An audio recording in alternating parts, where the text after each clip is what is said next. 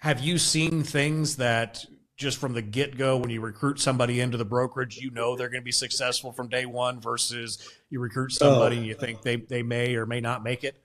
it's you'll always, for new people that come in and interview with the brokerage, like, hey, we're in school, we want to get our license, we're interviewing several brokerages. You'll find out right away people that ask lots of questions and take notes, and they're asking more even about the brokerage. What's the culture here? What kind of classes do you put on locally? What kind of classes do you put on virtually?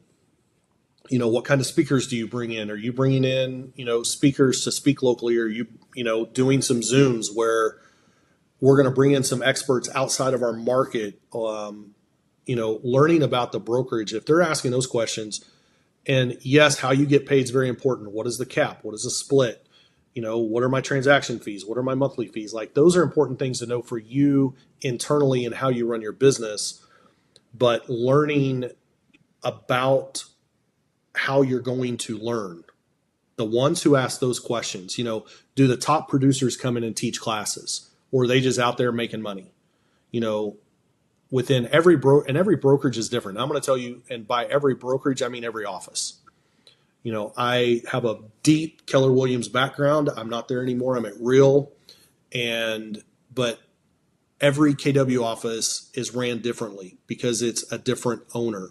When you talk all the franchises, Remax, Coldwell, all those that are franchise businesses, each brokerage office has a different owner, different team leader, different managing broker, different leadership group. So every office is literally ran differently. Every brokerage is different. So ask the questions, but find out about the culture, find out about the training, because every major brokerage out there has so much training online that you can get lost in it. What's going on at the local level? How are they implementing, utilizing that? And to me, the ones that ask those questions, how am I going to get trained? How am I going to learn? How am I going to do better, be better?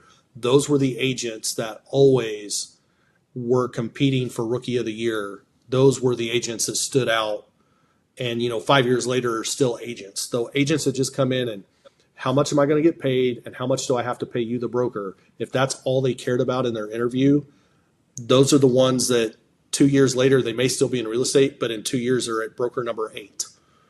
That's all they're doing is hopping to the next big deal. They're looking for the shiny penny, and the shiny penny has nothing to do with their business.